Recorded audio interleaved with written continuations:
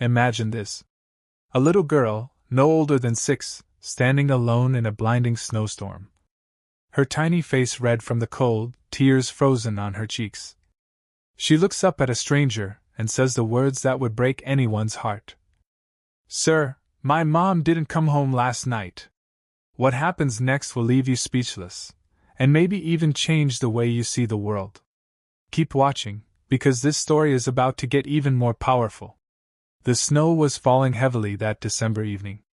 The kind of snow that transforms a city into something quieter, softer, almost reverent. The street lights cast a warm glow through the swirling flakes. And the buildings along Madison Avenue looked like something from an old Christmas card. Their windows golden with light against the deepening twilight. James Crawford stood outside his office building. A tall structure of glass and steel where he'd spent the last 12 hours in back-to-back meetings. He was 42 years old, with dark brown hair styled neatly back. And he wore an expensive black overcoat over his suit. A silver watch caught the light on his wrist as he checked the time, nearly 7 o'clock. Another long day, and a long string of them. He was the CEO of Crawford Industries, a commercial development firm his father had founded 30 years ago. James had taken over 5 years earlier, and he'd grown the company substantially. Success, they called it. Though lately, standing alone on winter evenings like this, James wasn't entirely sure what success meant anymore. His driver was running late, caught in traffic somewhere across town. James stood near the building's entrance, snow collecting on his shoulders, watching the city move around him. People hurried past with their heads down, rushing to get home, to get warm, to get to wherever they needed to be. That's when he noticed her. A little girl, maybe 5 or 6 years old, standing near the iron railing that bordered the building. She had light blonde hair pulled back in a small ponytail, and she wore a tan winter coat that looked slightly too thin for this weather. A red dress or sweater showed underneath, and her small backpack sat at her feet. Her boots were worn, but practical, the kind a mother buys, hoping they'll last through the winter. But it was her face that caught James' attention. She looked lost, worried. Her eyes were scanning the sidewalk, watching each person who passed, as if searching for someone specific. James felt a familiar tug of concern. The same instinct that had made him stop countless times before when he saw someone who needed help.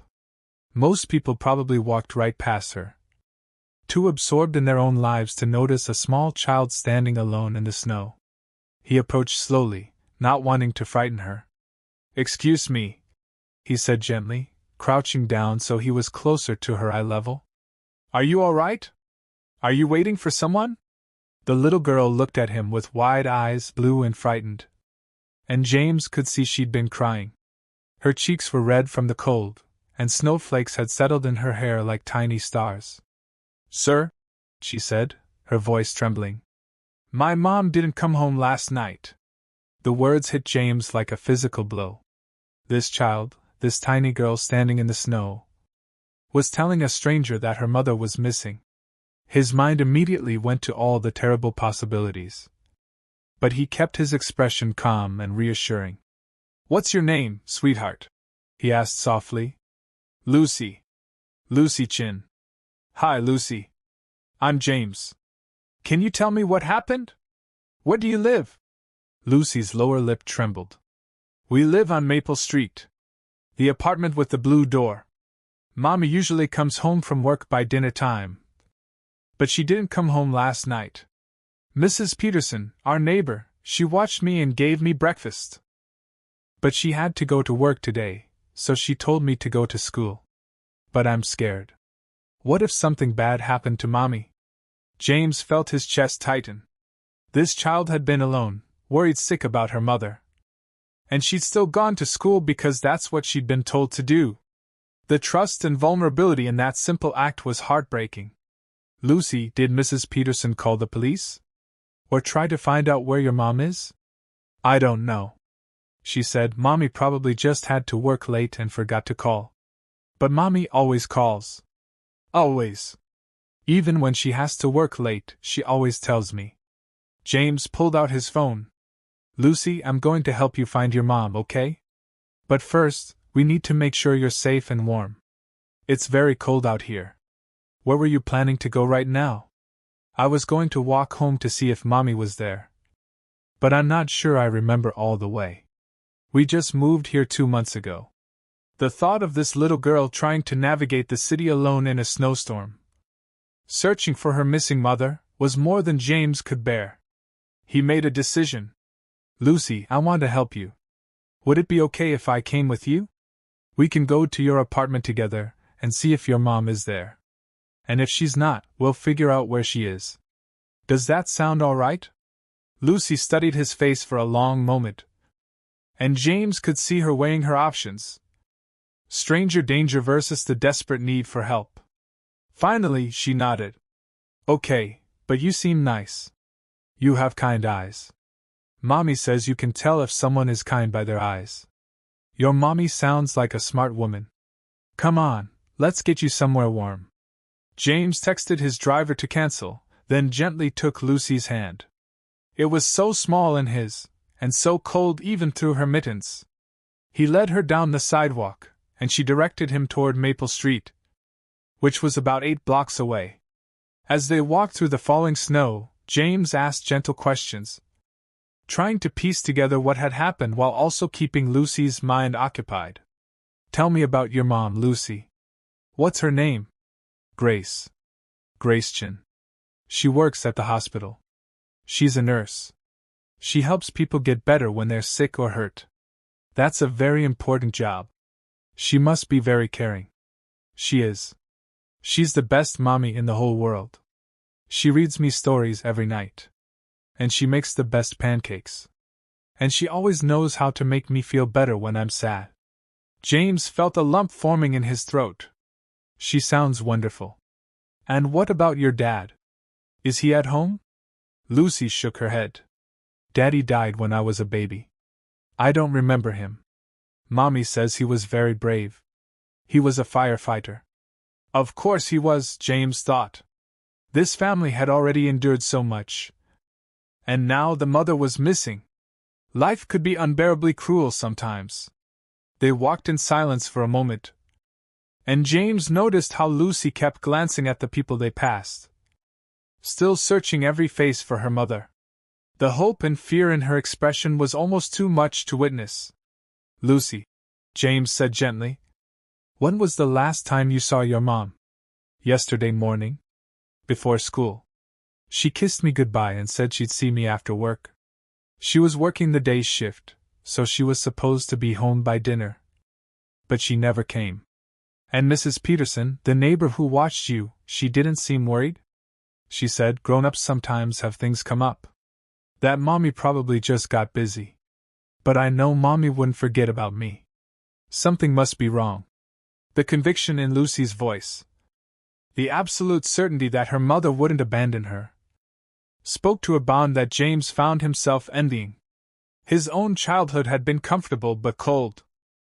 His parents more interested in building their business than building relationships with their only son. They turned onto Maple Street, a row of older apartment buildings with fire escapes climbing their facades. Lucy led him to a building halfway down the block, painted a faded yellow with a blue door at the entrance, just as she'd described. This is it, Lucy said, her voice smaller now, as if she was afraid of what they might find, or not find. James held the door as they climbed the stairs to the second floor. Lucy stopped at apartment 2B and reached into her backpack, pulling out a key on a string that she wore around her neck. Mommy gave me this for emergencies, she explained. She said I should never go into the apartment alone if she's not home. But this is an emergency, right? Yes, sweetheart. This is definitely an emergency. Lucy unlocked the door, and they stepped inside. The apartment was small but tidy, with furniture that had clearly been chosen for function rather than style. But there were touches everywhere that spoke of love. Drawings taped to the refrigerator, a vase of fresh flowers on the kitchen table, photographs on every available surface showing a beautiful Asian woman with a bright smile, holding a little girl at various ages. Grace Chin, James presumed. Lucy's mother. "Mommy?" Lucy called out, her voice echoing in the empty apartment. "Mommy, are you home?" Silence. The apartment had that particular stillness of a place where no one had been for hours. Lucy's face crumpled. "She's not here. Where is she? Where's my mommy?" James knelt down and pulled the little girl into a gentle hug as she began to cry. "It's okay, Lucy. We're going to find her. I promise. But first, let me make some phone calls." "All right." He stood and pulled out his phone. First calling the local hospitals. He explained the situation, describing Grace Chin, a nurse who should have come home from work the previous evening. The first two hospitals had no record of her as a patient. The third hospital, City General, put him on hold for several minutes.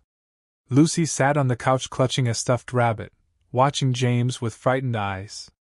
Finally, the hospital administrator came back on the line. "Mr. Crawford, I do have some information. Grace Chin is one of our nurses. She came in for her shift yesterday morning, but she collapsed during her lunch break.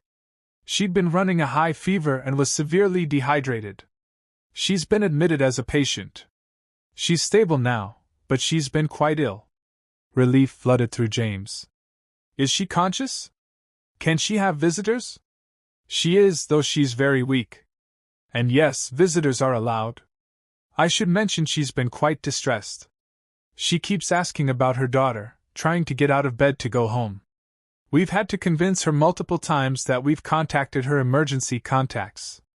"Who are her emergency contacts?" "Let me see, a Mrs. Helen Peterson.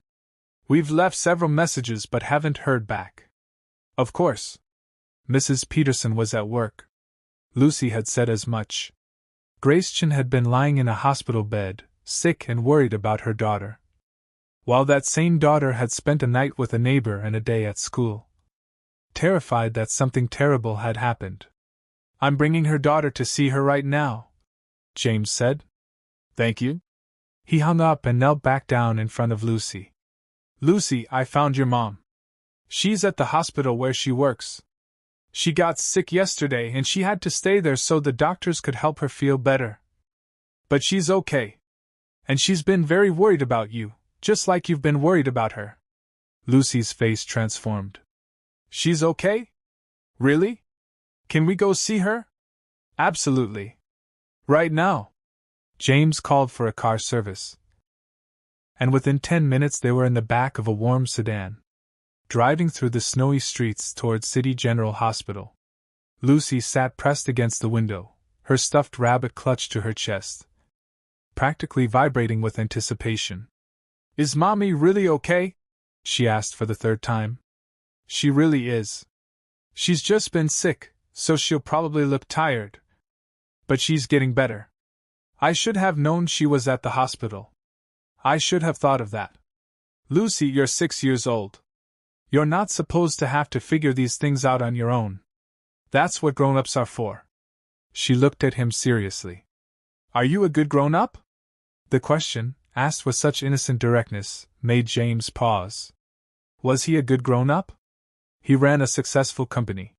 He made a lot of money. He attended charity events and wrote checks to worthy causes. But when was the last time he'd actually stopped to help someone? The way he was helping Lucy tonight? "I'm trying to be," he said honestly. Lucy seemed satisfied with that answer. She reached over and took his hand.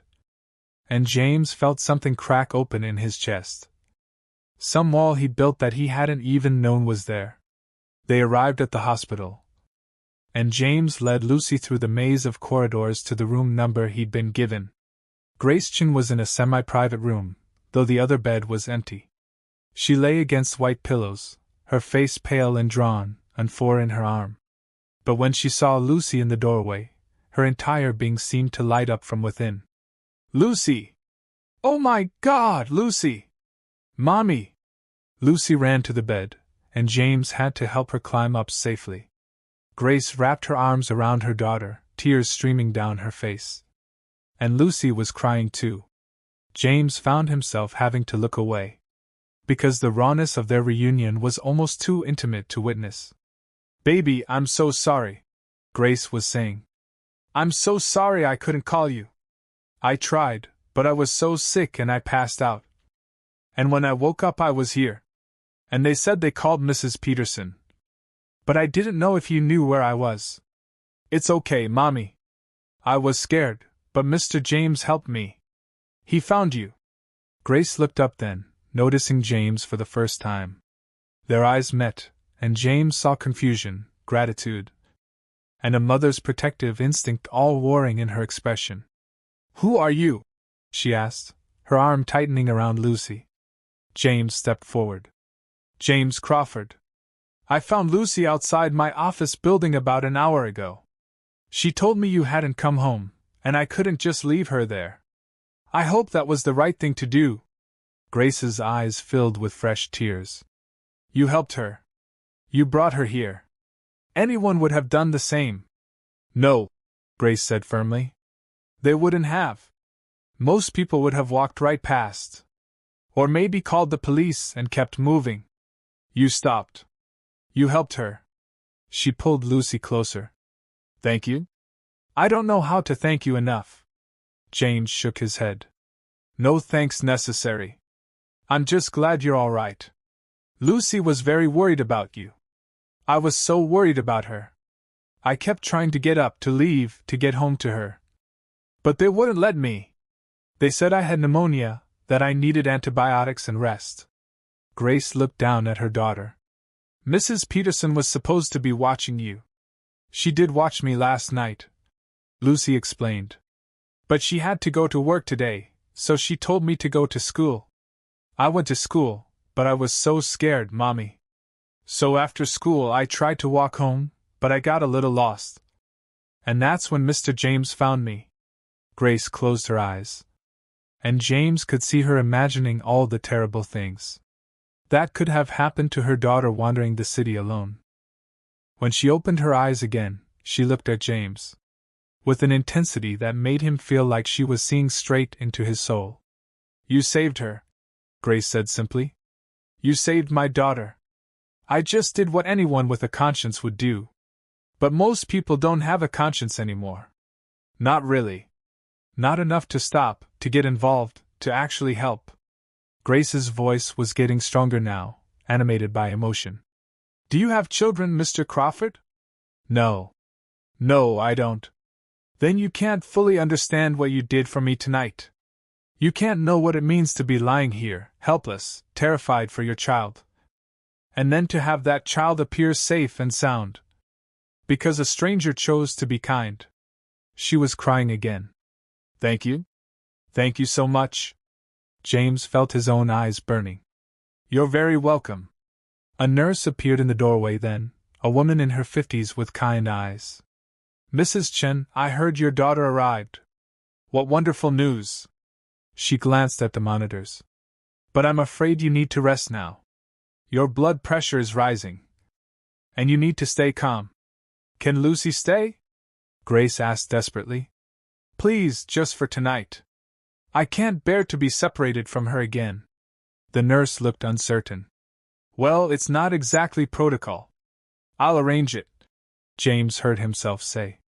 Whatever it costs, whatever needs to happen. Lucy stays with her mother tonight. The nurse looked at him, clearly taking in his expensive clothes and the air of authority he carried. Are you family? He's the man who brought my daughter to me, Grace said firmly. That makes him family as far as I'm concerned. The nurse smiled. All right then. I'll see about getting a cot brought in. After she left, Grace looked at James again. You don't have to do that. Pay for things. I mean, you've already done so much. I want to. Let me help, please. Grace studied him for a long moment. Why? And please don't say it's what anyone would do. Because we both know that's not true. Why are you really doing this? James thought about how to answer. He could give her something easy, something superficial. But looking at this woman and her daughter, this small family that had already weathered so much loss and hardship, he found himself wanting to be honest. Because I spent the last 15 years building a company and a career. And somewhere along the way, I forgot to build a life. I forgot what actually matters. And then your daughter stood in the snow outside my office and told me her mother was missing.